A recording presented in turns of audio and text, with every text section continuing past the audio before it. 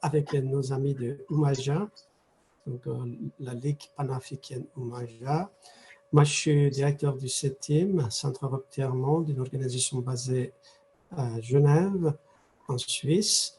Et dans sa collection Pensée d'hier pour demain, a été lancée par les éditions du CETIM en 2013. Sa première série est consacrée à l'Afrique et aux Caraïbes. Elle comporte aujourd'hui 14 publications.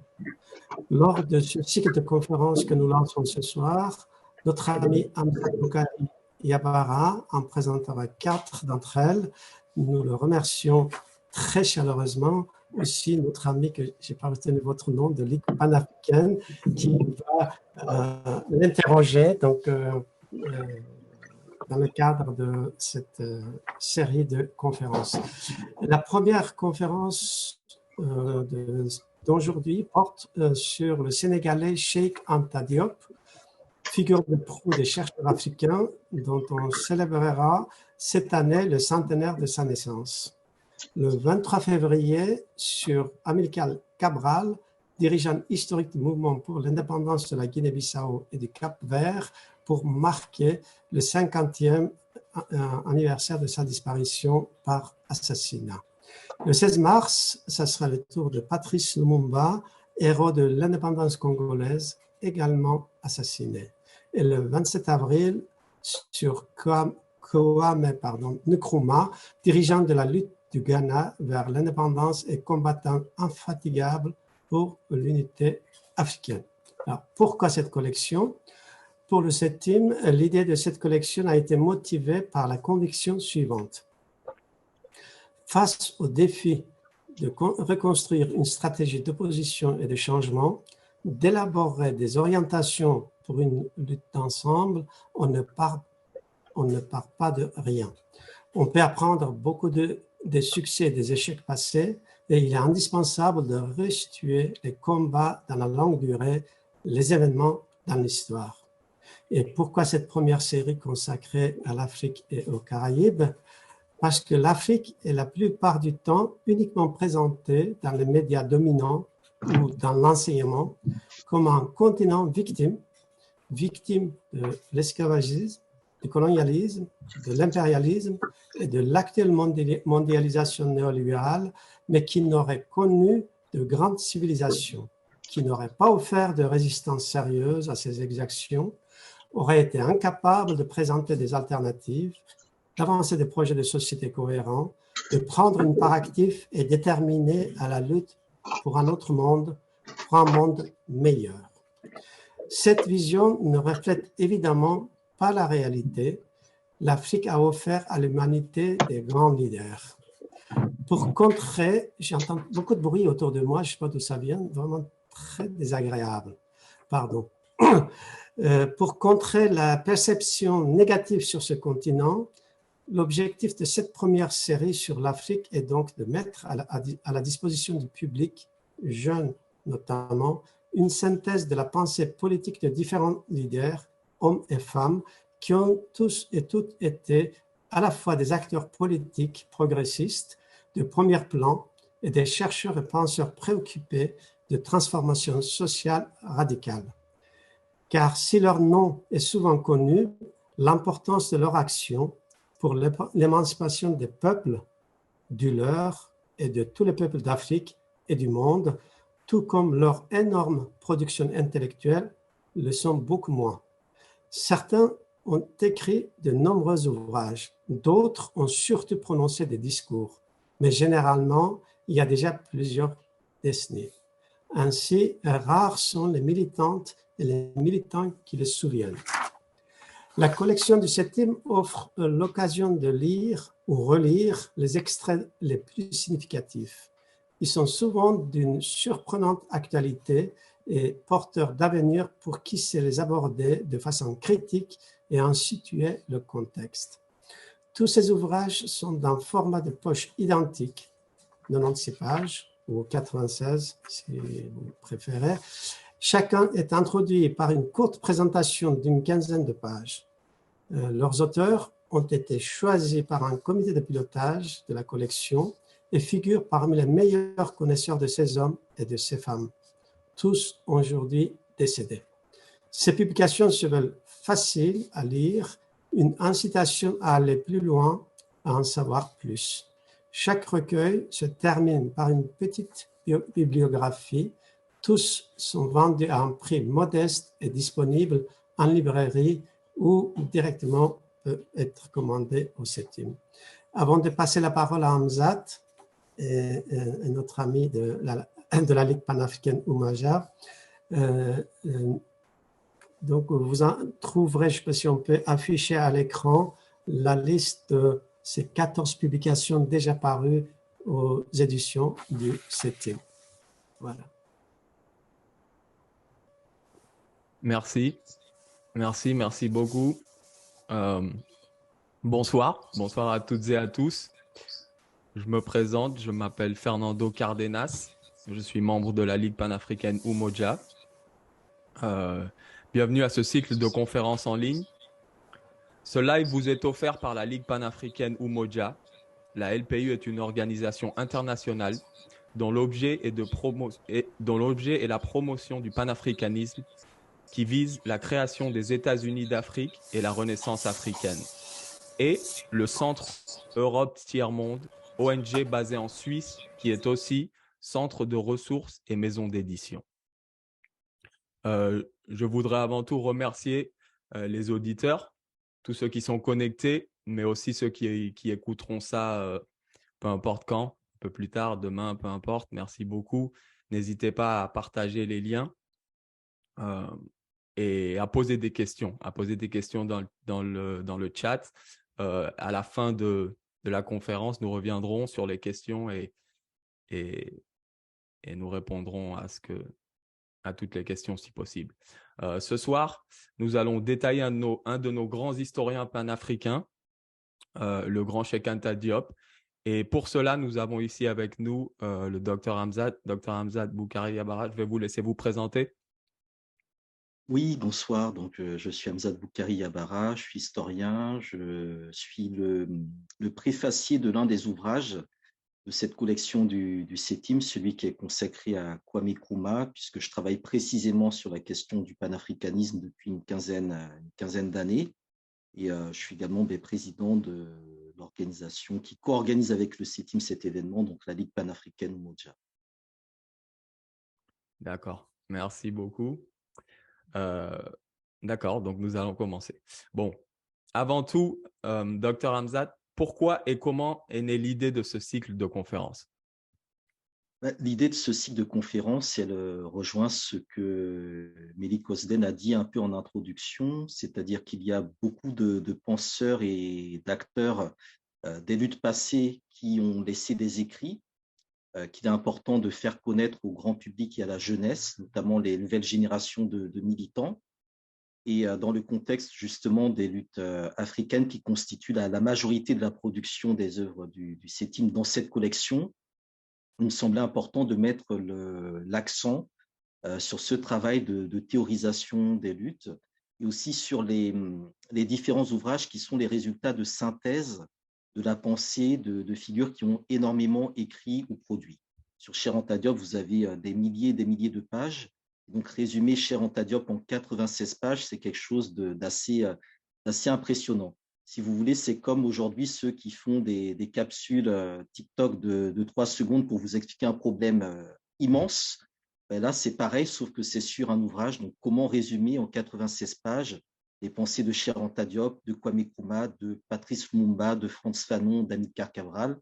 C'est vraiment un défi auquel les contributeurs de cette collection se sont attelés. Et ça montre qu'on peut aussi avoir de la synthèse qui se fasse dans le domaine du livre, dans le domaine, je dirais, de l'édition. Et donc, c'est un peu ça qui m'a motivé, je dirais, pour me tourner vers cette collection qui, je trouve, est trop peu connue par rapport à ce qu'elle représente vraiment comme ressource. Un autre élément, c'est que cette année, on célèbre et commémore plusieurs événements. Donc, c'était rappelé les 50 ans de l'assassinat d'Amilcar Cabral, le centenaire de Cheikh Anta Diop, les 60 ans de l'Union africaine, donc, qui font référence notamment à la figure de Kwame Nkrumah. et puis Patrice Lumumba, qui est un personnage omniprésent dans cette histoire-là. Et donc, il me semblait intéressant de mettre l'accent sur la question panafricaine, qui est le fil qui relie plusieurs des figures de cette collection-là, et aussi de proposer en fait un cycle qui permet aussi de donner un itinéraire à des lecteurs qui ne savent pas forcément par où commencer, par où entrer dans cette histoire. Donc là, on a choisi 4 figures. Donc, Cheikh Anta Diop pour débuter, donc un historien, Amilcar Cabral, qui est un ingénieur agronome et un poète et militant révolutionnaire qui a pris les armes, et ensuite Patrice Lumumba, qui a été un homme d'État et Premier ministre de son pays, et enfin Kwame Nkrumah, qui est vraiment le champion du panafricanisme, celui qui a poussé le plus loin, je dirais, ce concept-là. Donc l'idée du cycle, c'est aussi de donner, je dirais, un fil de lecture aux personnes qui vont nous suivre, et aussi les amener, je dirais, à anticiper les prochaines séances en lisant justement les petits ouvrages de 96 pages du CETIM, qui sont vraiment très importants, très intéressants et qui sont pas très chers par rapport à ce que ça apporte en termes de contenu. Donc voilà un peu les motivations premières de ce cycle-là. Et puis, lorsqu'on en a discuté avec les camarades du CETIM, bon, ils ont adhéré. Donc voilà, on est parti pour 4 séances. Voilà. Magnifique. Super. D'accord. Merci. Merci, docteur. Donc, le grand Cheikh Anta Diop était anthropologue, physicien, homme politique et historien. Il est surtout connu pour ses études et ses écrits sur les origines de la race humaine, la civilisation et la culture africaine précoloniale. Il est né au Sénégal en 1923. En grandissant, il a été témoin de nombreuses luttes africaines dans le monde. Selon vous, Dr Hamzat, quelles sont certaines des luttes principales et figures révolutionnaires qui ont pu inspirer et aider Cheikh Anta Diop à lui-même vouloir contribuer à notre lutte mondiale? Oui, alors effectivement, Cheikh Anta Diop, il est né il y a 100 ans déjà, à une époque où la colonisation était en train de se structurer, de s'ossifier. Donc on est à une trentaine d'années, quarantaine d'années, 30-40 ans après la fameuse conférence de Berlin, où les puissances coloniales se sont partagées le continent africain. Mais dans le contexte du Sénégal, c'est un peu plus précoce puisque il existe une présence coloniale française au Sénégal depuis le XVIIe siècle. Mais ce qui s'est passé, c'est que dans la seconde moitié du XIXe siècle, via des figures comme Faidherbe, le colonialisme français s'est développé et a conquis davantage de territoires en Afrique de l'Ouest, en créant notamment des institutions et des structures coloniales, dont le fameux régiment des tirailleurs sénégalais, qui en fait étaient souvent captifs affranchis, mais aussi l'école des otages, qui est l'embryon de ce que sera plus tard l'école coloniale. Et donc, par rapport à toute cette colonisation qui était, on dirait, une agression culturelle, il y a eu au niveau du Sénégal un certain nombre de résistances, au niveau de toute l'Afrique de l'Ouest, des résistants qui ont, je dirais, marqué l'histoire. On pourrait parler de Samori Touré, on pourrait parler de Lat Dior, on pourrait parler des femmes du Waalo. Mais l'une des figures qui, dans le cas de Cheikh Anta Diop, lui est intimement liée, c'est Cheikh Amadou Bamba, qui est notamment le fondateur donc, du mouridisme, qui s'inscrit dans une vision soufie, dans une vision de l'islam propre, je dirais, à l'Afrique subsaharienne, et qui s'inscrit aussi dans une période où l'islam constitue une arme de résistance à la colonisation.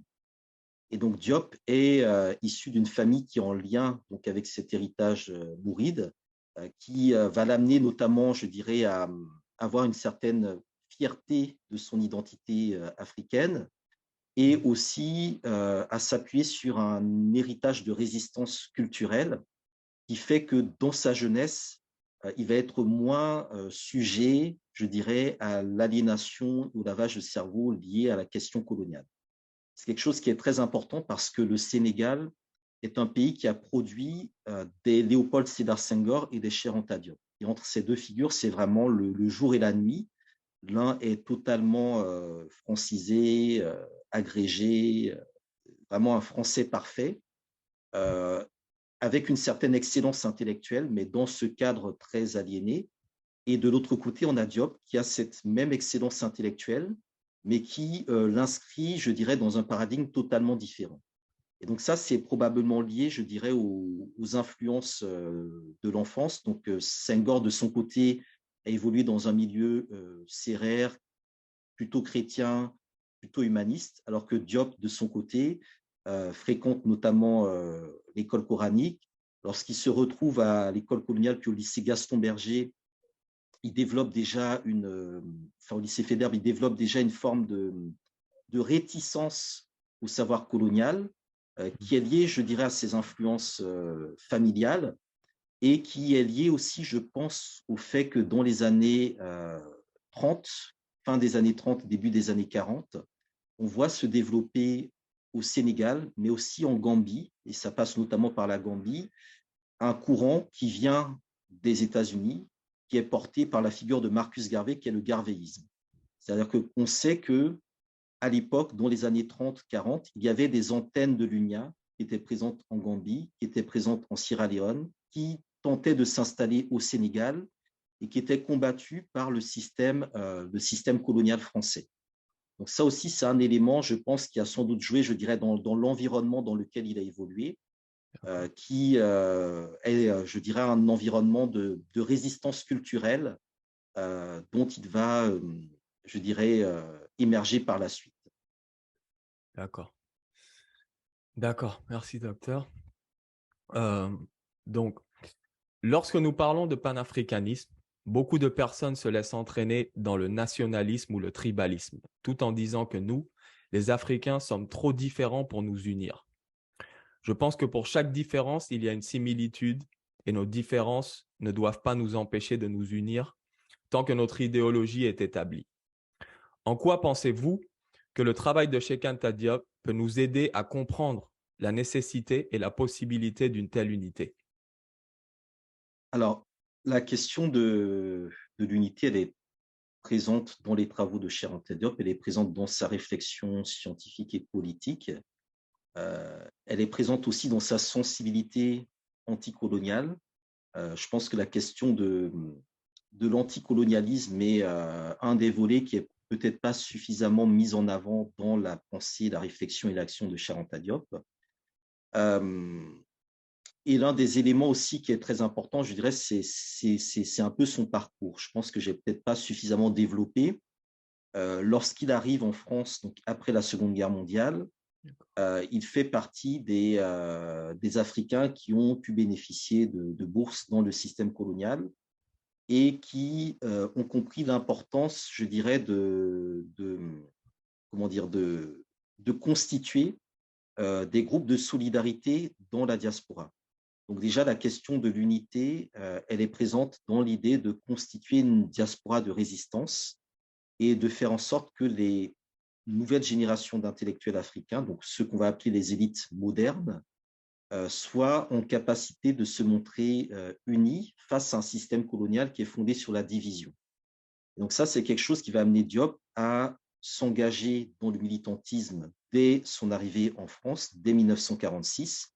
Il va rejoindre notamment l'association des étudiants du Rassemblement démocratique africain, donc le RDA qui avait été créé en octobre 1946 à Bamako, autour notamment de figures comme Félix Houphouët-Boigny, Modibo Keïta, Ben Oumiobi un peu plus tard, etc. Et 4 ans plus tard, il y aura la Fédération des étudiants d'Afrique noire en France. Et donc Diop va évoluer en parallèle à ses études et ses recherches, dans une perpétuelle recherche de la construction d'une unité africaine au niveau des étudiants, au niveau des militants africains. Donc ça, c'est vraiment, je dirais, le cadre militant de départ. Ensuite, à travers ses travaux, il va également s'intéresser à la manière dont on peut penser l'Afrique de manière systémique, dont on peut penser l'Afrique de manière unifiée, et surtout dont on peut, je dirais, reconstituer la manière dont le continent africain a été démantelé par le projet colonial. Le principe de la colonisation, ça a toujours été de diviser pour mieux régner. Ça a toujours été d'exacerber les différences entre Africains, de jouer sur le sentiment ethniques, sur les différences linguistiques. Et tout au long du 19e siècle, on a une anthropologie coloniale qui se développe, qui accompagne le projet de colonisation, qui étudie les sociétés africaines et qui les déhistoricise, c'est-à-dire qui sort ces sociétés-là de l'histoire et qui également leur enlève, je dirais, leur unité en les classant, les classifiant et les hiérarchisant.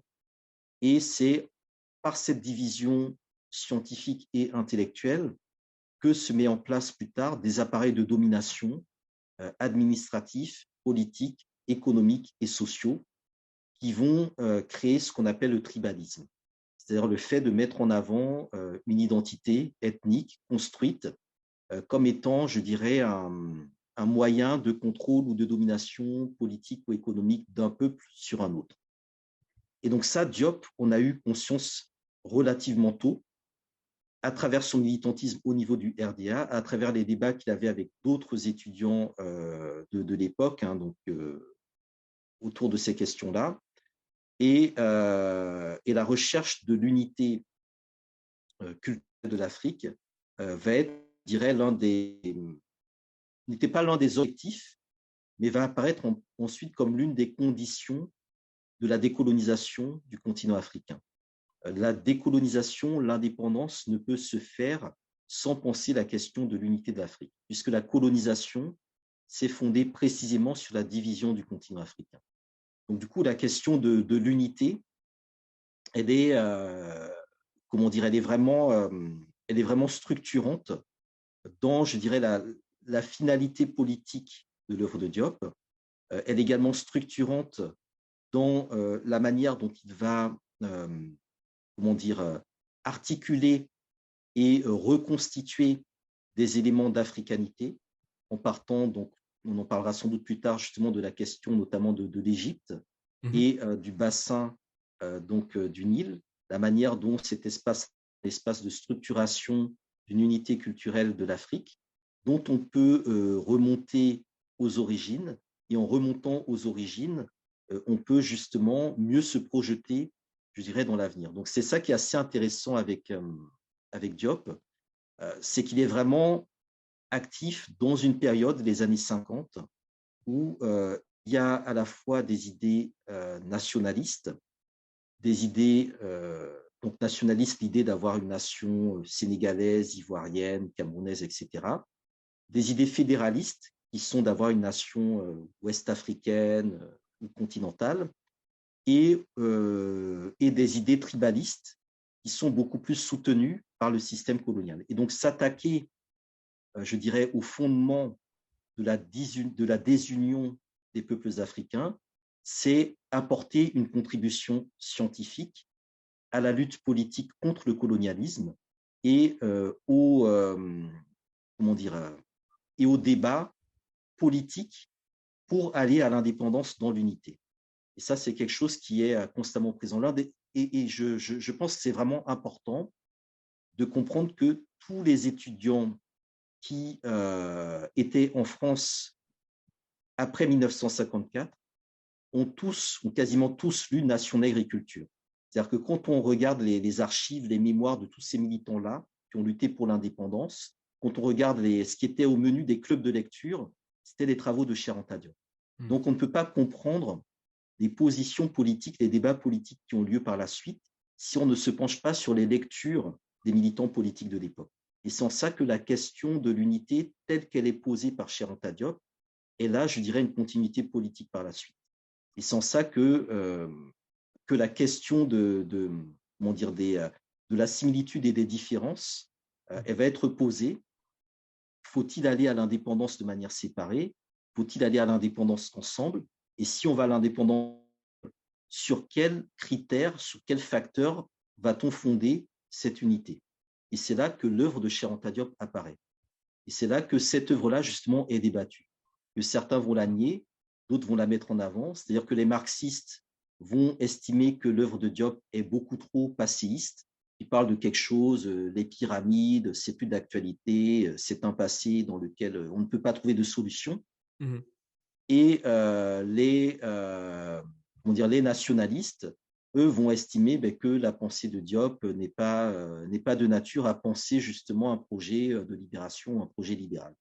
Ils s'en savent vraiment que sa position est à la fois une position d'unité, c'est-à-dire que tout le monde passe par Diop, mais en même temps de clivage, c'est-à-dire que à la fois tout le monde passe par lui, mais en même temps tout le monde débat pour ou contre Cheikh Anta Diop. Et c'est en ça vraiment qu'il y a quelque chose de très intéressant dans la manière dont son œuvre pose à la fois la possibilité d'une unité, je dirais, culturelle, matérielle, etc., au niveau des peuples, mais aussi d'une unité épistémologique, intellectuelle et politique au niveau des, on pourrait dire, entre guillemets, des élites ou de ceux qui pensent l'Afrique aujourd'hui. D'accord. D'accord. Donc, d'une certaine manière, en éclaircissant un peu ce qu'est réellement le colonialisme, cela nous aide à comprendre d'où l'importance de l'unité. Oui, c'est exactement ça. C'est-à-dire que le principe du colonialisme, c'est qu'il est vraiment fondé sur comment on amène les Africains à se chamailler perpétuellement. Absolument. Comment on les amène à se diviser sur des futilités, comment on crée des conflits en les coupant de leur mémoire historique, à tel point qu'on a des groupes qui se battent entre eux, qui ne savent même plus quelle est l'origine de leur conflit, parce qu'ils ont perdu cette mémoire historique. Comment également on rend, je dirais, des modèles de résolution des conflits africains par des médiations qui passent précisément par l'administrateur colonial, qui font que lorsque l'on est en conflit les uns avec les autres, on va plutôt chercher une solution à l'extérieur plutôt que de s'asseoir ensemble et de poser nos problèmes entre nous, sachant que lorsqu'on va chercher une solution à l'extérieur, on se place sous une autorité qui use généralement de son pouvoir, de sa position de force. Donc la position de Diop, c'est vraiment une position de, comment dire, de restauration de la conscience historique, mais aussi de confrontation de cette conscience historique avec une conscience aliénée. C'est ça, je pense, qui est très intéressant. Et cette conscience aliénée, c'est la conscience coloniale.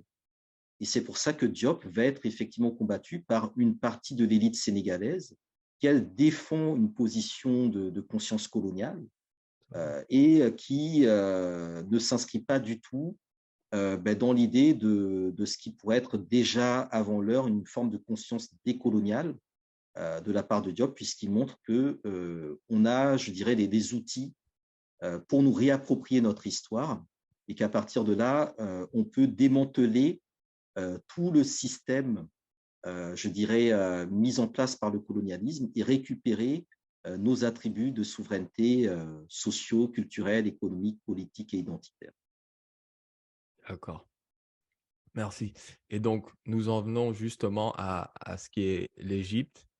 Donc, Cheikh Anta Diop a lui-même replacé l'égyptologie au cœur des études africaines. S'il vous plaît, docteur, parlez-moi un peu de l'importance de cela. Alors, oui, là aussi, c'est un point qui est très, très intéressant. C'est-à-dire que Diop, quand il arrive à Paris, s'inscrit à la Sorbonne. Alors, il a un double parcours à la fois scientifique, dans les sciences exactes, les maths, la physique, la chimie, notamment avec Frédéric Joliot-Curie. Donc, il a vraiment été auprès des plus grands professeurs. Il y a un deuxième volet de recherche qui est vraiment dans les sciences humaines, notamment l'anthropologie, l'histoire, l'archéologie et la linguistique. Et c'est quelque chose qui est très important parce qu'il s'inscrit dans une formation qui est polyvalente, qui est très rare aujourd'hui. Aujourd'hui, quand on vient faire des études, généralement, on se spécialise dans un domaine unique. Et cette polyvalence-là va lui permettre de penser les faits, les événements de manière systémique, c'est-à-dire de manière globale.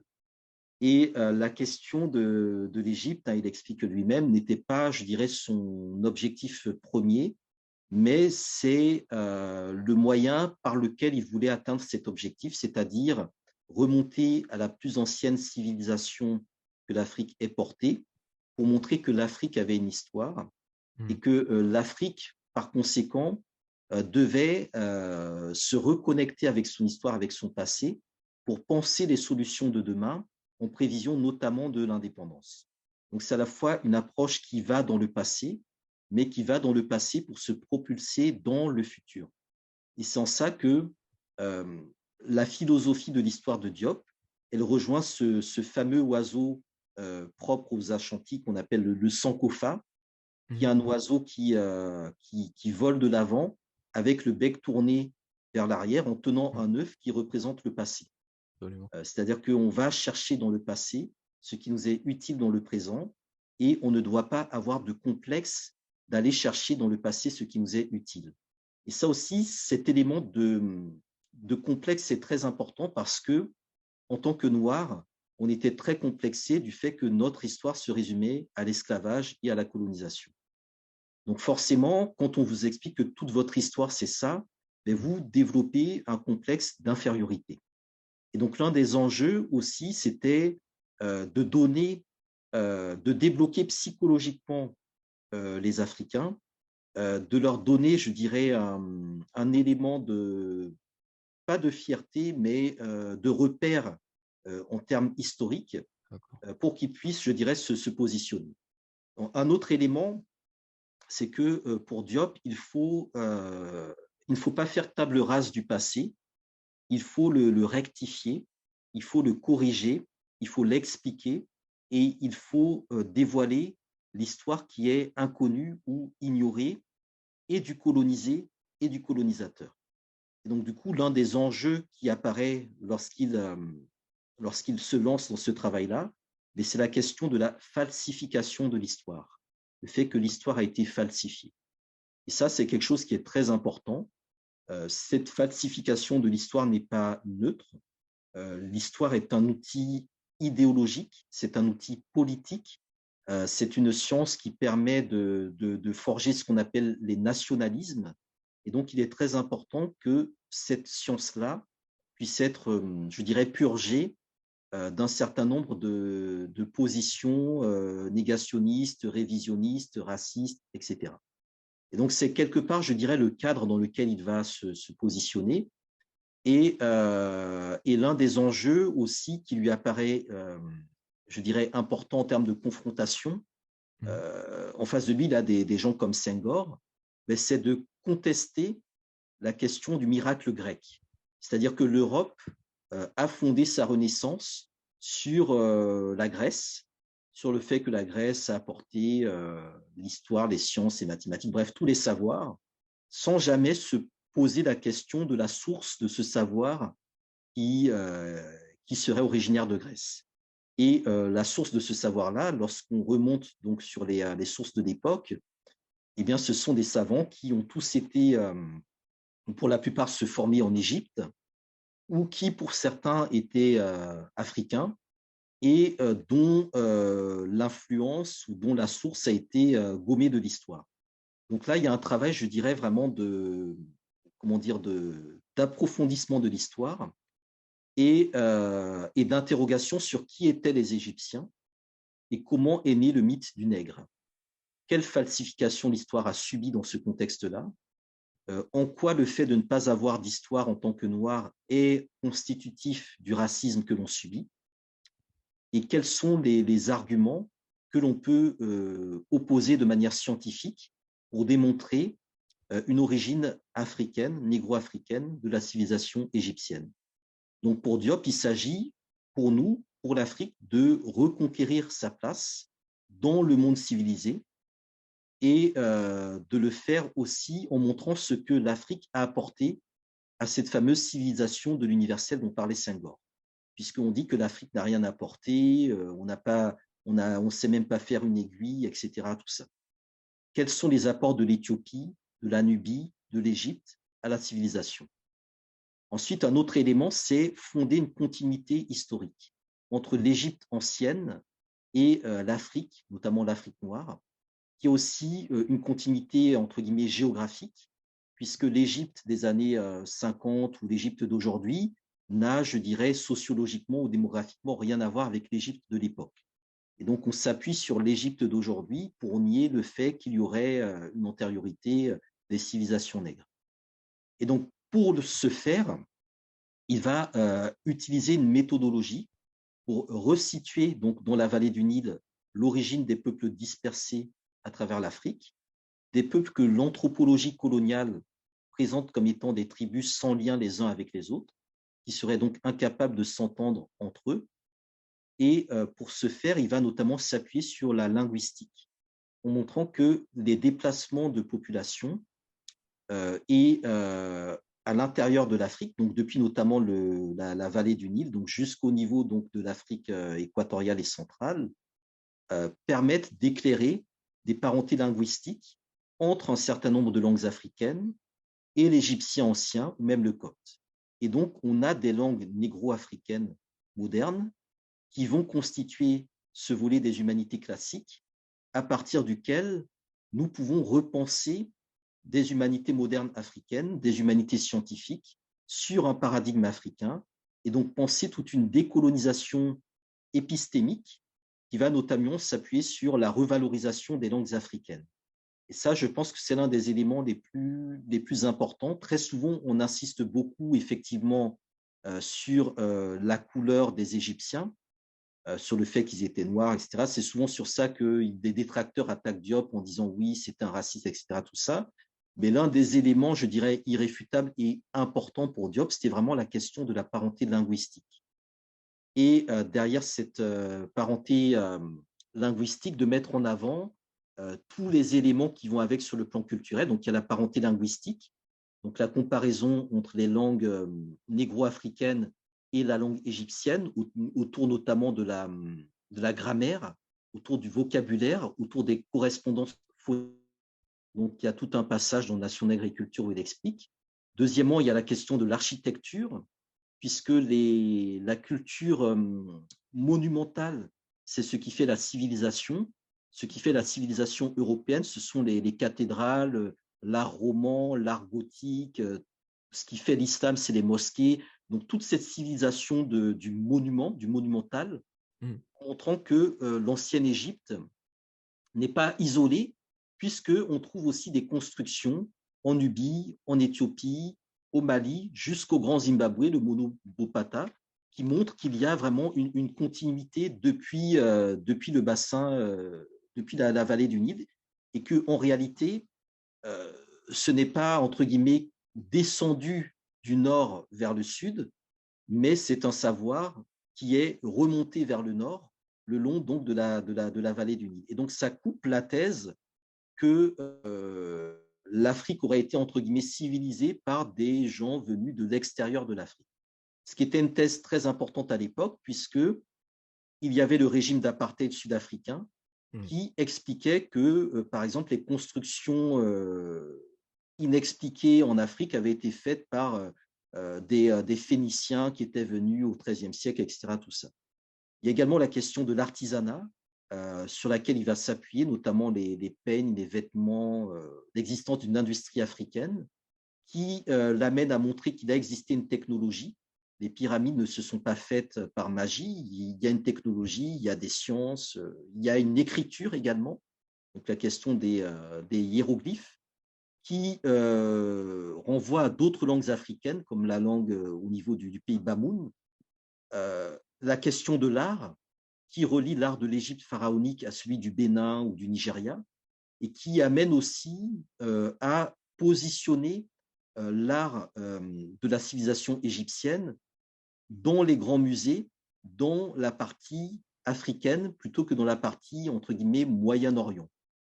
Donc, vraiment, ces arguments culturels sont importants. Ensuite, il y a des arguments sociologiques, où il va évoquer la question du matriarcat, la question du totémisme, la question de la religion, la question de la royauté, la question de l'initiation propre à l'Égypte, des arguments anthropologiques sur notamment comment les philosophes et les historiens grecs et latins de l'époque ont donné des témoignages sur à quoi ressemblaient les Égyptiens, sur également des références à Hérodote, qui est quand même le père de l'histoire, sur l'iconographie, donc les sculptures et les peintures. Donc on voit des hommes qui sont peints en noir, et puis on a des savants qui vous disent non, en fait, ils ne sont pas noirs, ils ont été peints en noir, mais c'est une allégorie, en réalité, ils n'étaient pas noirs. Et bon, bref.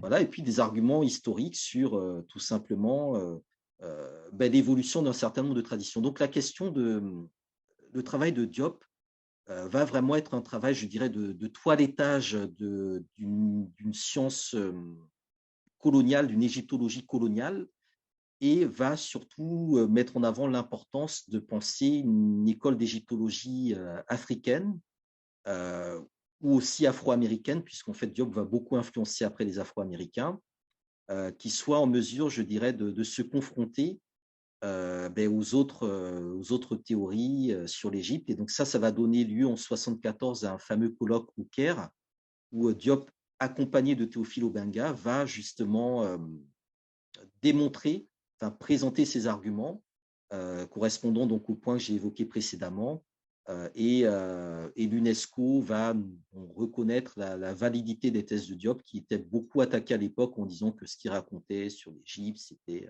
pas scientifique, c'était idéologique, c'était émotionnel, etc.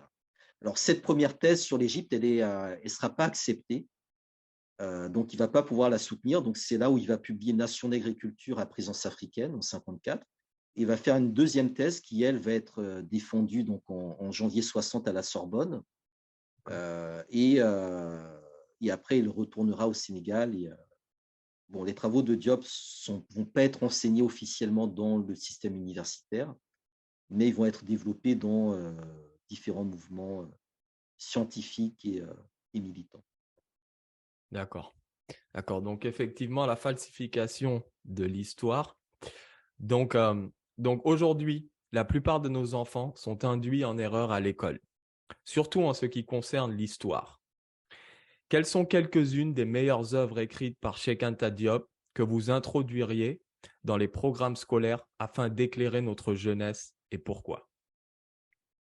Je pense que toutes les œuvres de Cheikh Anta Diop doivent être vulgarisées, doivent être adaptées à un public jeune. Alors, Diop, c'est l'une des figures qui est la plus discutée par la jeunesse africaine, qui est la plus citée, la plus brandie en référence.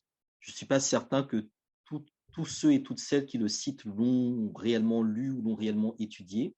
Donc, il y a vraiment différents niveaux. Il y a ceux qui, effectivement, travaillent concrètement sur l'œuvre de Cheikh Anta Diop. Donc, c'est, je pense, on va dire une cinquantaine, soixantaine de chercheurs africains compétents, excellents, qui maîtrisent vraiment les travaux de Diop, et un peu plus si on prend les Afro-Américains. Et après, une approche plus militante qui n'est pas forcément dans les conditions, je dirais, de creuser l'œuvre de Diop, et à laquelle on doit justement apporter ces éléments de vulgarisation. Pour moi, Nation d'agriculture doit être, je dirais, découpée en plusieurs fascicules à l'attention de la jeunesse, et notamment par rapport à la question notamment de l'écriture. Je pense que la question de l'écriture ou de la maîtrise des humanités classiques est quelque chose qui est à part. L'écriture et la lecture. Un autre qui renverrait peut-être, je dirais, aux travaux scientifiques, aux questions de datation, des questions de périodisation sur lesquelles Diop a travaillé, la dimension plus scientifique, ou même de physique-chimie qui me semble importante, qui peut être aussi vulgarisée pour comprendre les temporalités, puisque les enfants qui vont à l'école classique, on leur apprend qu'il y a la période contemporaine, il y a les temps modernes, il y a le Moyen-Âge et il y a l'Antiquité. Mais c'est des temps occidentaux qui n'ont pas de sens par rapport à l'histoire de l'Afrique. Et donc, lorsque on prend Diop, ça permet de donner beaucoup plus de profondeur historique à cette jeunesse et à ne pas s'arrêter, je dirais, à l'Antiquité qui commence généralement avec Rome et la Grèce. Donc, Nation d'agriculture peut être, à mon avis, découpée sur ces points-là en des fascicules, je pense, pour les 6-13 ans. Les fondements économiques et culturels d'un État fédéral d'Afrique noire, là, je pense que c'est un ouvrage de lycéens, les 15-17 ans, parce que déjà, c'est un ouvrage dans lequel Diop donne une prospective en 1960 sur l'Afrique et l'inscrit aussi dans une géopolitique, avec justement un découpage géographique du continent africain. Et donc, je pense que cet ouvrage de Diop serait très intéressant comme la base des futurs manuels de géographie des lycéens africains. Ça leur permettrait de découvrir la géographie du continent africain à partir de la manière dont Diop a identifié les 8 bassins géographiques, les 8 pôles géographiques de développement du continent africain, et a surtout lié des pôles économiques aux pôles culturels. Et l'un des éléments importants dans l'apprentissage de la géographie, c'est de lier par rapport aux ressources d'un territoire les questions économiques et culturelles pour qu'on puisse parler non pas de territoire, mais aussi de terroir. Donc pour moi, les fondements économiques et culturels, c'est vraiment l'ouvrage à partir duquel repenser la géographie africaine. Après, il y a d'autres ouvrages comme l'Afrique noire précoloniale ou l'unité culturelle de l'Afrique qui pourraient aussi être, je pense, découpés ou utilisés pour des séquences, on va dire, d'histoire classique de l'Afrique et qu'on pourrait aussi connecter avec des extraits, par exemple, de Joseph Kizerbo. Et puis après, bon, on a aussi l'article de 1948, quand pourra-t-on parler d'une renaissance africaine? C'est un article qui est écrit pour le centenaire de l'abolition de l'esclavage, dans lequel justement il met en avant le fait que c'est par la question de la langue que la renaissance africaine va advenir. Et je pense que cet article-là serait très intéressant pour les élèves qui étudient notamment la philosophie. Parce que la question de la langue, le volet linguistique ou le volet mémoriel ou le volet philologique, il est très important. Donc cet article-là, pour moi, c'est un très bon article d'introduction à la philosophie africaine ou à la philosophie aussi afrocentrée, pour faire ça. D'accord. Merci beaucoup, docteur. Nous allons peut-être continuer avec une ou deux questions et après essayer de voir s'il y a quelques questions dans le chat. Cheikh Anta Diop a parlé d'un État fédéral d'Afrique noire. Malheureusement, il est décédé en 1986. Quel progrès avons-nous fait par rapport à cet État fédéral et quel travail spécifique de Diop pouvons-nous utiliser aujourd'hui pour continuer à lutter dans cette direction? Alors, Diop, effectivement, écrit en 1960, donc au moment même de l'indépendance, les fondements économiques et culturels d'un État fédéral d'Afrique noire, dans lequel, en fait, il développe vraiment sa vision de l'Afrique sur les 40 prochaines années. Il parle déjà de l'an 2000, par rapport notamment aux questions énergétiques. C'est quelque chose qui est très présent dans son œuvre, la question de l'énergie, puisque sans énergie, rien n'est possible. Et la première énergie dont nous disposons, c'est évidemment l'énergie solaire. Donc là, il y a une connexion à faire entre Cheikh Anta Diop et Abdou Moumouni, qui lui est un Nigérien qui est le père justement de l'énergie solaire, et qui montre aussi qu'au moment des indépendances, on a vraiment eu des cerveaux, des gens très brillants qui ont réellement pensé un développement endogène, autocentré de l'Afrique, mais qui n'ont pas été suivis par les acteurs politiques qui n'avaient pas intérêt justement à développer ce genre de position. Donc, la continuité, c'est que Diop lui-même va aller au front. Donc, en 60, après sa thèse, il rentre au Sénégal. On lui interdit d'enseigner. Il parvient néanmoins à obtenir un petit laboratoire au niveau de l'IFAN, donc à Dakar, donc l'Institut fondamental d'Afrique noire.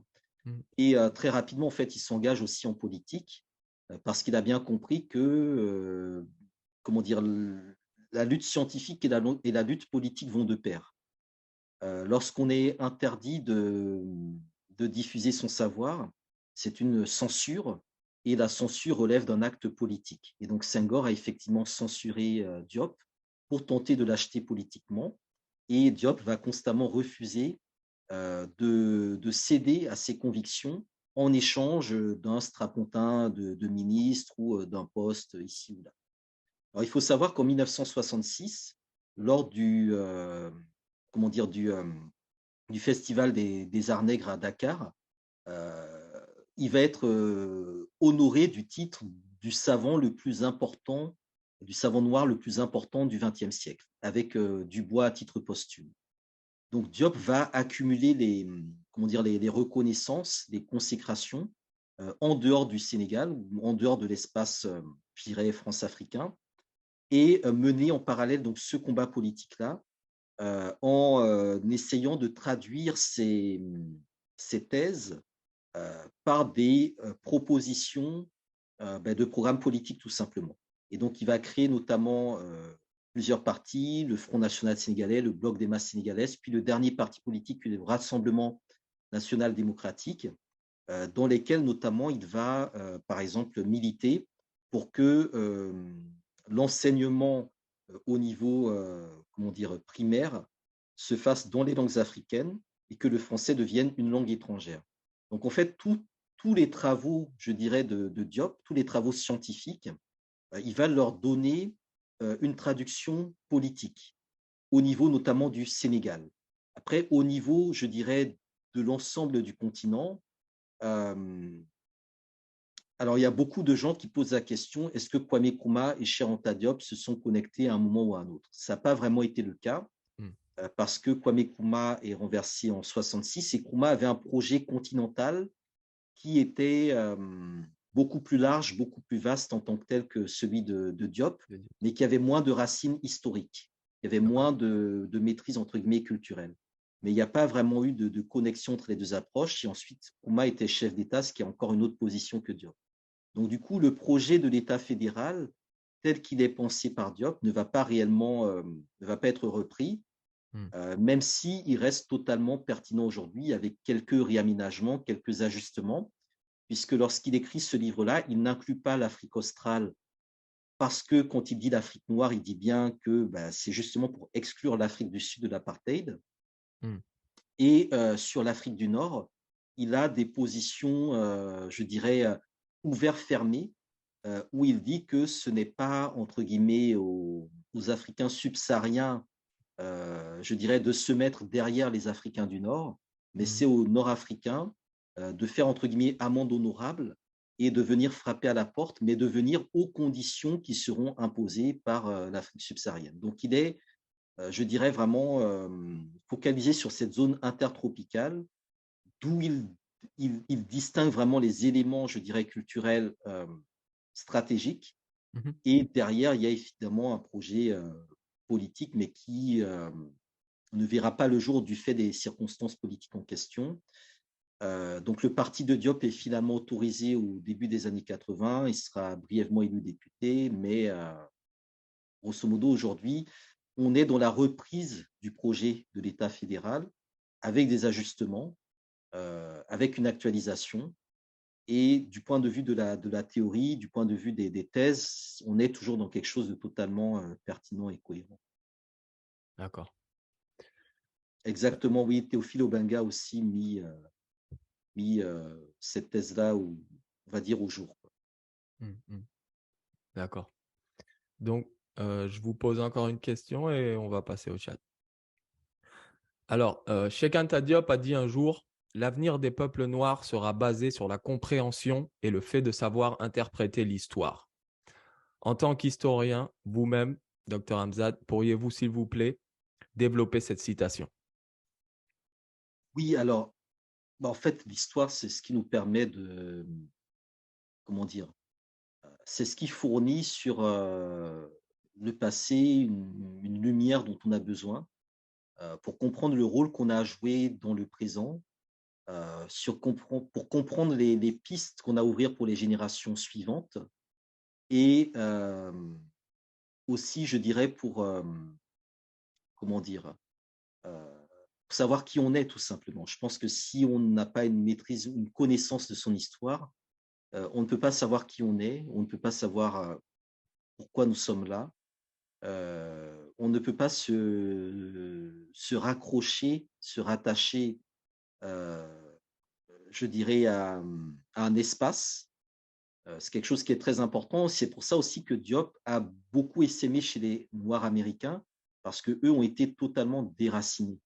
Voilà. Eux, leur histoire commence avec le bateau, l'arrivée dans la plantation. Ils sont nés dans la plantation.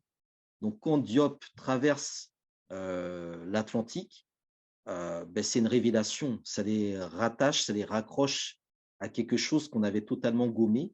Ça leur donne une histoire. Dans un pays, les États-Unis, on leur disait que votre histoire, c'est d'être esclave. Mm. Et ça permet aussi je dirais, de se redonner une colonne vertébrale. Donc pour moi, le fait de dire que l'avenir des peuples noirs sera basé sur la compréhension et le fait de savoir interpréter l'histoire, ça renvoie vraiment à la manière dont on peut lire déjà l'histoire de l'humanité, c'est-à-dire que si on ne fait pas l'histoire de l'Afrique, il n'y a pas d'histoire de l'humanité. C'est pour ça que la question de l'Égypte ou la question des premières civilisations est très importante parce que c'est par ces civilisations-là qu'on commence l'histoire. Et là, on parle de l'Égypte, mais il y a eu d'autres civilisations avant l'Égypte. C'est-à-dire que là aussi, c'est un élément qui est très important. Beaucoup de gens disent oui, mais l'Égypte, pourquoi l'Égypte, etc. Tout ça. L'Égypte apparaît comme civilisation parce qu'on entre dans le domaine de l'écrit et qu'on est face à des sociétés occidentales, une science historique occidentale qui considère que l'histoire commence avec l'écrit. Mais on a des sociétés de l'oralité qui ont aussi leur ancienneté, qui ont aussi leur organisation, qui ont, je dirais, d'autres types de transmission du savoir. Donc la question de l'histoire, la question de la mémoire historique, de la conscience historique, elle est essentielle pour savoir qui on est, pour savoir ce qu'on a à faire de notre vie et aussi pour faire vraiment communauté et humanité. Et c'est en ça aussi qu'il est important que les non-africains connaissent la bonne histoire de l'Afrique. C'est quelque chose de très important. C'est vraiment ça l'enjeu, c'est vraiment faire connaître la bonne histoire de l'Afrique à tout le monde. C'est une manière aussi de lutter contre le racisme d'une certaine manière et d'avoir davantage d'égalité et de respect de tout un chacun. Absolument. Et cette histoire pré-égyptienne, géographiquement, vous savez, à peu près localisée? Elle est au niveau, grosso modo, du bassin du Congo. C'est dans tout cet espace-là. C'est-à-dire qu'on est, Absolument. on est probablement, oui, dans cette zone-là. C'est-à-dire qu'on a des travaux sur l'apparition de l'espèce humaine, tous les travaux sur Homo habilis, Homo erectus, Homo sapiens, etc., qui remontent encore plus loin, mais qui est confronté, je dirais, à des limites, je ne vais pas dire scientifiques, mais aussi à l'acquisition par nous-mêmes des moyens technologiques de faire ce travail-là. Après, il y a eu tout un débat sur, par exemple, le fait que certains ont voulu invalider les thèses de Diop en recourant à l'ADN sur les momies, voilà, en disant on a pris des momies, on a fait de l'ADN, Diop était un menteur, etc. Bon.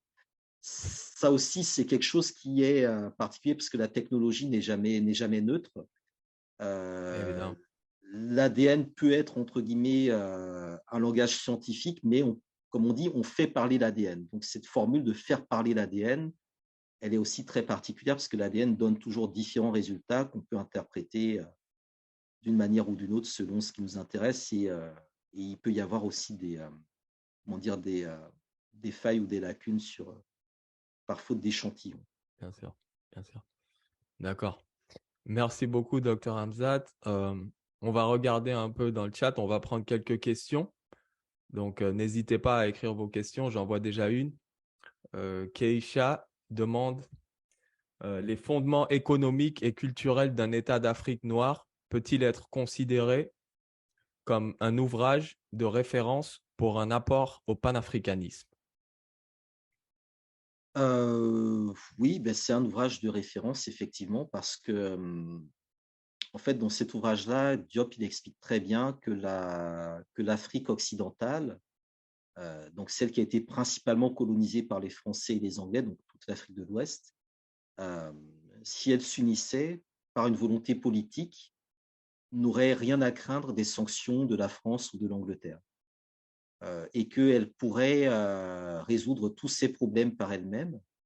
Donc, il y avait vraiment, je dirais, une démonstration de ce que pourrait donner le potentiel africain si on le mettait dans les mains des Africains. Donc, c'est un ouvrage qui est à la fois programmatique, qui pose une prospective et qui est, je dirais, une orientation politique dans la mesure où il concerne vraiment toute l'Afrique. C'est-à-dire qu'on a un intellectuel sénégalais qui pense toutes les régions du continent africain et qui pense aussi comment connecter ces régions les unes aux autres. Donc, il y a déjà une réflexion sur les moyens de transport, sur comment diversifier les sources d'énergie, donc la question de l'hydraulique, la question du thermonucléaire, la question de l'éolien, la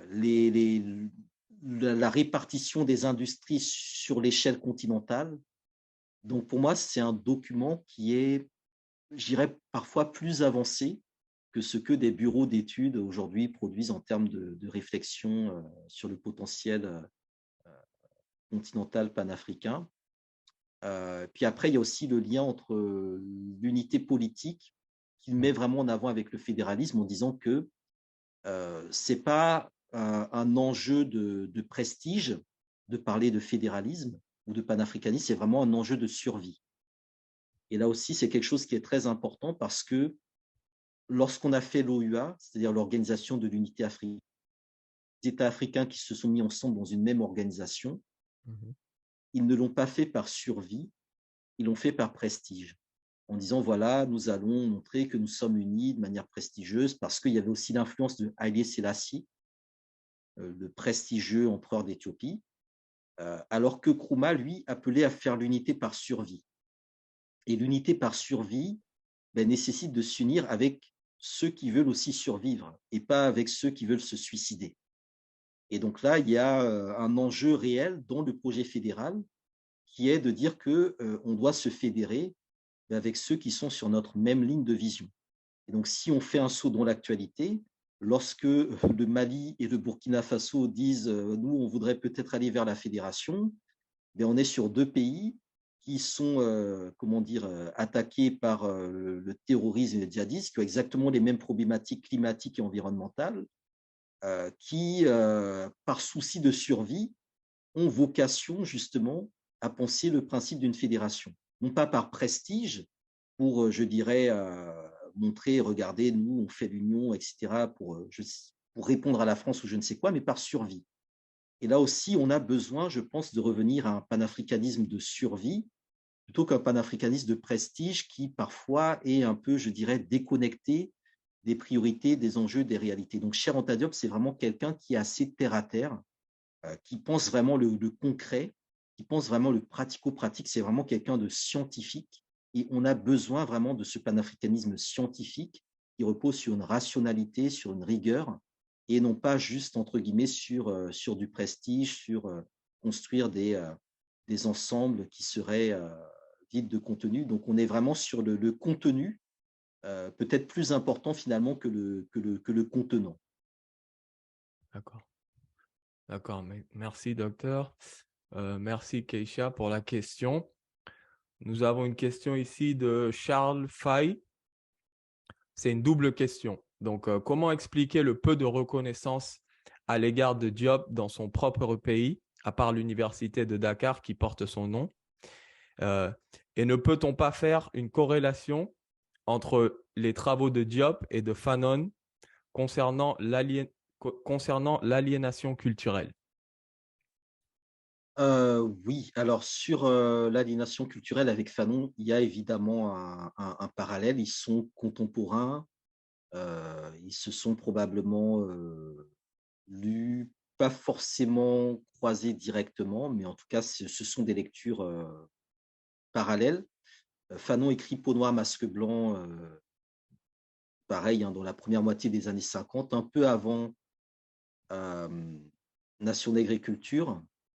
C'est un peu le réseau de présence africaine, même si Fanon n'y était pas totalement. Après, c'est des positions qui sont, je dirais, assez, qui peuvent être différentes sur certains aspects.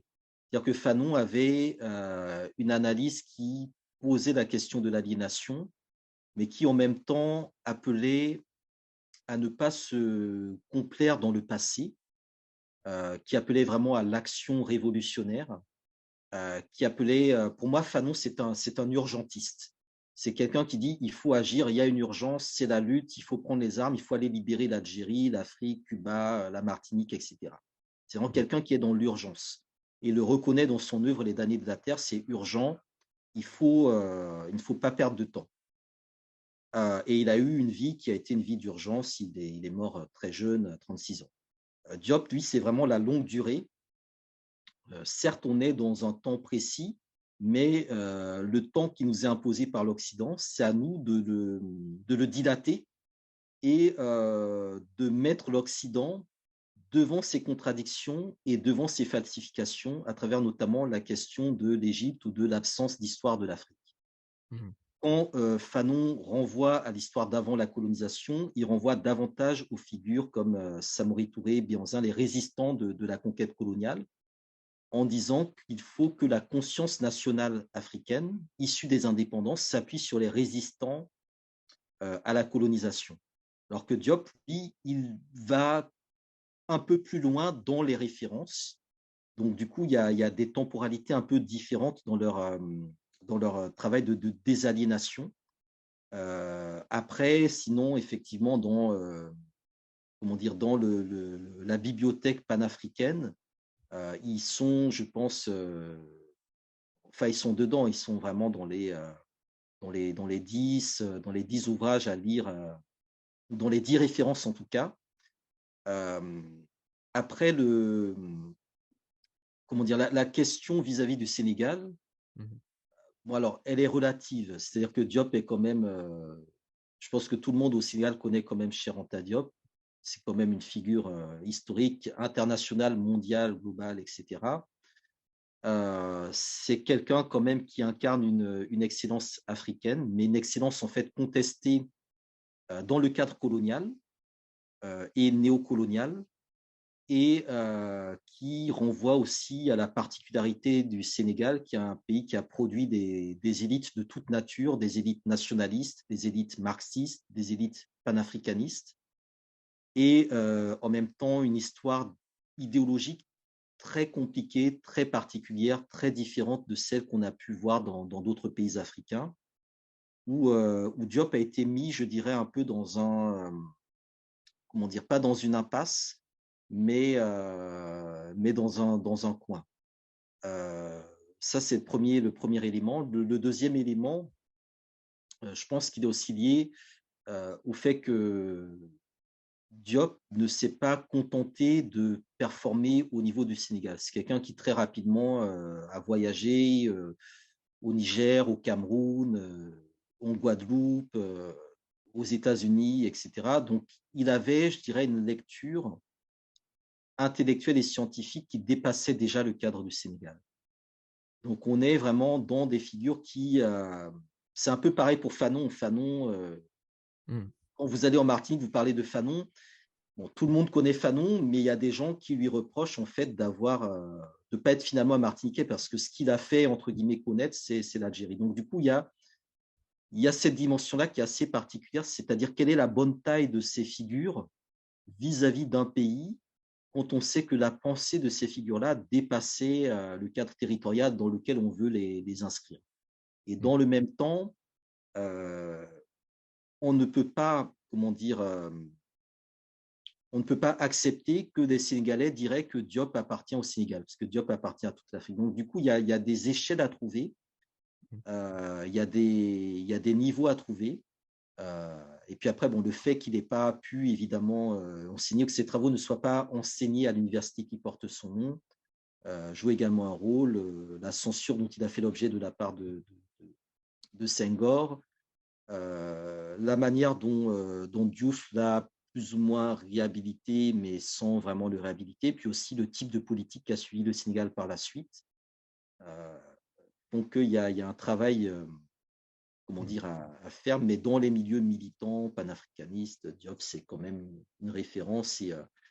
Et les marches qui sont organisées chaque 7 février, de Dakar à Tétou, où il repose, montrent bien qu'il est quand même une figure centrale, quoi. Il est déifié, il y a un pèlerinage Il y a vraiment quelque chose qui est important à ce niveau-là. C'est la figure populaire et intellectuelle. Absolument. Charles nous répond que malheureusement, ces travaux ne sont pas du tout étudiés au Sénégal, que ce soit au collège comme au lycée. Ah oui, effectivement, quand on parlait de falsification de l'histoire un peu, je pense que ça rejoint un peu.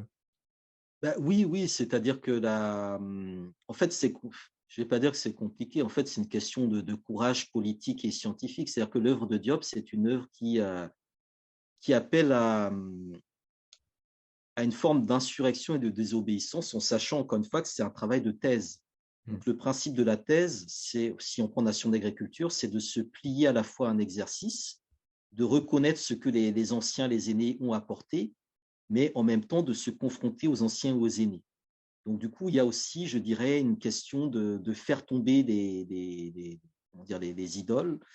Il y a une question du rapport du maître à l'élève qui se pose à travers même la philosophie de Diop qui appelle l'élève à dépasser le maître. Donc, derrière ces notions-là, il y a beaucoup de choses, il y a beaucoup de sous-entendus, notamment sur la manière dont il conçoit différemment l'approche du développement. Et aussi la question, je dirais, de la Renaissance africaine, qui est quand même le thème central, je pense, de la philosophie de Diop. C'est comment cette Renaissance africaine-là, à travers l'éducation, se distingue totalement des concepts de développement tels qu'ils sont introduits dans les programmes scolaires des anciennes colonies françaises. Absolument. Ici, Bookman nous dit, c'est pas exactement une question, mais il nous dit qu'il a également eu une mise à jour par Théophile Obenga, un disciple de Diop, entre parenthèses, l'État fédéral d'Afrique noire, la seule issue 2012. Oui, il y a beaucoup d'actualisations. Il y a pas mal d'intellectuels, de savants sénégalais ou africains ou afro-américains qui ont poursuivi l'œuvre de Diop, l'œuvre intellectuelle et aussi scientifique, donc la recherche notamment.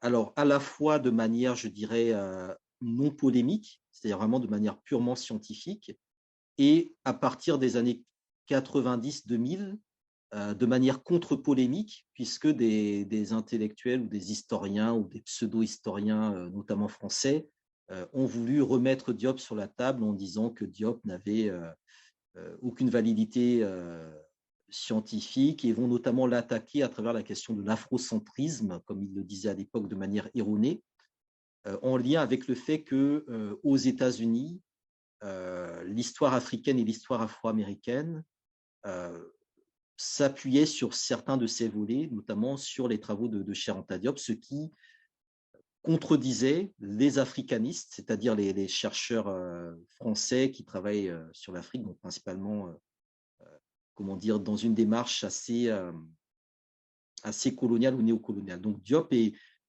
de manière posthume, est devenu vraiment un centre de confrontation entre ces différentes écoles historiographiques. Et c'est ça aussi qui va amener Théophile Obenga et d'autres à remettre une couche pour reclarifier à chaque fois les enjeux et l'importance de maintenir les acquis de Diop sur le fait notamment que la parenté culturelle entre l'Égypte pharaonique et les peuples actuels de l'Afrique subsaharienne est établie et validée scientifiquement, et que l'appartenance de l'Égypte à la culture mélano-africaine fait également partie des éléments sur lesquels un accord est établi. D'accord. Merci beaucoup, Dr Hamzat. Je pense que j'aimerais, avant de revenir à vous, Dr Hamzat, j'aimerais demander à notre ami du Centre Europe Tiers-Monde s'il voulait rajouter quelque chose ou vous parler quelque chose sur son actualité. Et après, nous allons revenir vers vous, Dr Hamzat, avant de conclure. Non, je n'ai pas vraiment quelque chose à ajouter. Parce que quand on écoute Hamzat, ce qui est magnifique avec lui, c'est la clarté de ses propos. et l'accessibilité aussi de ses explications, ce qui est magnifique. Donc, je me réjouis vraiment de l'écouter pour les autres conférences. Donc, je ne sais pas si je dois rappeler rapidement, je profite puisque vous m'avez donné la parole. Donc, Hamzat va nous parler le 23 février de Cabral, le 16 mars de Lumumba et le 27 avril de Nkrumah. J'encourage vraiment les personnes qui sont là avec nous aujourd'hui et qui informent aussi leur entourage d'écouter Hamzat. Vraiment, c'est passionnant. Voilà. Merci beaucoup, beaucoup, beaucoup. J'anticipe un peu Hamzat, aussi nos amis, nos camarades de Umoja pour nous avoir permis de l'écouter et organiser ce cycle de conférences. Voilà. Merci. Merci beaucoup. Merci à vous. Excusez-moi, il y a une personne, Habib, qui souhaiterait poser des questions. Est-ce qu'on peut prendre quelques questions en plus, s'il vous plaît? Docteur Hamzat? Oui, jusqu'à 30, parce qu'on a des camarades aussi à Genève qui ont décalé un événement justement pour suivre la conférence et qui doivent… Ok, donc il faut qu'il soit rapide alors. Voilà. Allons-y. Allez-y, Habib. D'accord, bien, merci. Bonsoir à tous et merci au docteur Hamzat pour la conférence.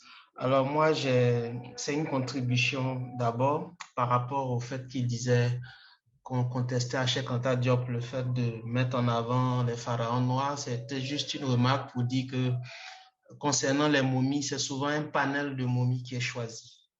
Ce n'est pas toutes les momies qui sont choisies. Et comme il le dit lui-même, une fois qu'on choisit des momies, qu'on fait parler l'ADN, en fonction de celui qui donne les résultats, c'est celui qui donnera le résultat qui dira ce qu'il veut faire savoir au reste du monde. Donc, se baser sur juste les momies pour contredire Cheikh Anta Diop, ce n'est pas, comme le docteur Hamzat le dit, ce n'est pas assez pertinent. Mais évidemment, il faut qu'il y ait des gens sur le terrain pour ça. Ça, c'était la remarque. La deuxième remarque, c'est que je crois en 2018, il y a eu un article sur l'homme de Djebel Irhoud, qui est un fossile qui a été trouvé au Maroc et qui date de 300 000 ans. Donc, la reconstitution de ce fossile-là a montré que c'était un homme noir, un Homo sapiens. Donc, tout cela vient encore pour conforter post-Cheikh Anta Diop sur ces thèses de l'origine de l'Afrique et tout le reste. Maintenant, concernant pourquoi le professeur Cheikh Anta Diop n'est pas assez étudié, je rappelle, je pense que le docteur Hamzat le sait, je rappelle que son laboratoire de radiocarbone à Dakar est méconnu. Pratiquement peu de gens savent qu'il existe un laboratoire, qu'on peut même le visiter et qu'on peut même envoyer des échantillons pour faire une datation. Et la datation ne coûte pas très cher. C'est-à-dire, si vous trouvez un échantillon au Sénégal, c'est 150 000. Si vous êtes hors du Sénégal, c'est 200 000 francs. Mais il n'y a pas vraiment d'informations sur le sujet. Il y a un peu une omerta dessus. Bon, je ne vais pas accuser, je ne vais pas dire que j'accuse des gens, mais il y a aussi une volonté, peut-être un manque de volonté politique de faire connaître la chose. Voilà, donc c'était ça que je voulais rajouter parce que je suis très passionné par le professeur et c'est suite à ça, je suis à Dakar, c'est suite à mes petites recherches que j'ai déniché le laboratoire, donc j'essaie de le faire connaître aussi. Voilà un peu. Super. Merci. Merci beaucoup, Habib. Docteur Hamzat, je vous laisse. Allez-y. Oui, je pense que les interventions qui ont été faites effectivement pour rappeler la manière dont Diop a été combattu sont assez intéressantes parce qu'en fait, on lui a reproché d'avoir, entre guillemets, voulu plier des résultats scientifiques à quelque chose qu'il voulait démontrer. C'est-à-dire qu'on lui a prêté des intentions qui étaient, je pense, beaucoup plus politiques et idéologiques de la part des Occidentaux, qui ont montré qu'eux n'ont pas, je dirais, la conscience tranquille. Et donc là aussi, c'est quelque chose qui est très important parce que les thèses de Diop les travaux de Diop sont véritablement des thèses et des travaux révolutionnaires.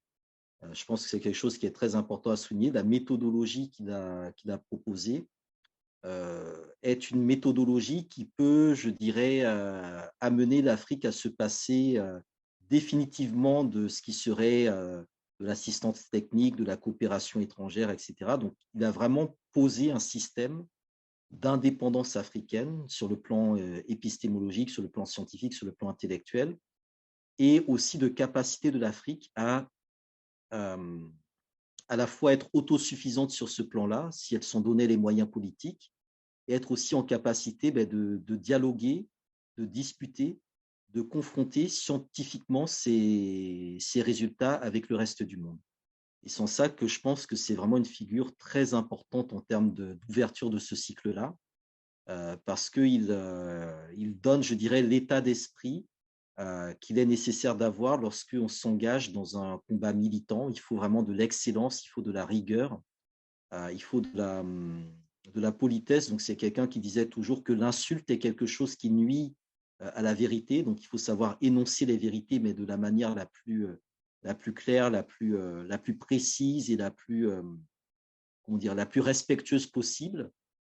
Et aussi démontrer, argumenter, prouver, étayer scientifiquement tout ce que l'on affirme. Donc, pour moi, il y a vraiment un enjeu important à ce que ce centenaire autour de Cheikh Anta Diop soit aussi l'occasion de révolutionner notre manière de travailler, notre manière d'étudier, notre manière de produire et notre manière de nous engager sur les questions africaines, panafricaines et autres. Voilà, pour une autre conclusion.